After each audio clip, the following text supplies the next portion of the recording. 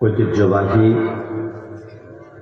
নান্দনিক থানা লালমাই এর অন্তর্গত যুক্তিখোলা সাধুর কলমিয়া উত্তরপাড়া গ্রামবাসী ও প্রবাসীদের উদ্যোগে আয়োজিত বাৎসরিক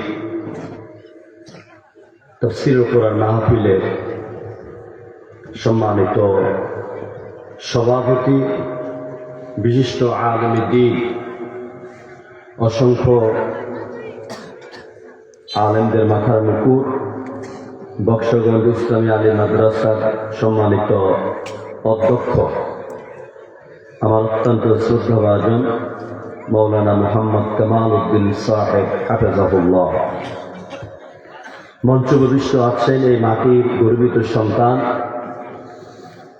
এই মাটির সকলেরই প্রিয় সন্তান, বাংলাদেশ বেসিস ঢাকায় সম্মানিত সদস্য ইঞ্জিনিয়ার মোহাম্মদ মাহবুব আলম সাহেব। আলোচনা পেশ করেছেন আমার অত্যন্ত স্নেহে আমার প্রিয় ভাই শায়েখ আবুল হাশেমুল্লাহ, খতিব গোপীবাগ রেলওয়ে ব্যারাকগাঁও মসজিদ ঢাকা। আলোচনা পেশ করেছেন যুক্তিখোলা ফাজিল ডিগ্রি মাদ্রাসার সম্মানিত সহকারী অধ্যাপক, বিশিষ্ট আলেমে দ্বীন প্রিয় ভাই মৌলানা মুহাম্মদ মহিউদ্দিন।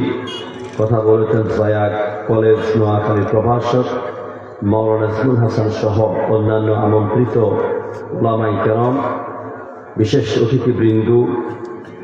সার্বিক তত্ত্বাবধানে রয়েছেন মৌলানা কাজী জসিমউদ্দিন, মফিজুর রহমান, মাস্টার আব্দুল মান্নান সহ এলাকার বিভিন্ন জায়গা থেকে আগত কোরআন প্রেমিক, হাদিস প্রেমিক, দিনদার, ইমানদার, প্রাণ প্রিয় মুসলমান ভাইয়েরা।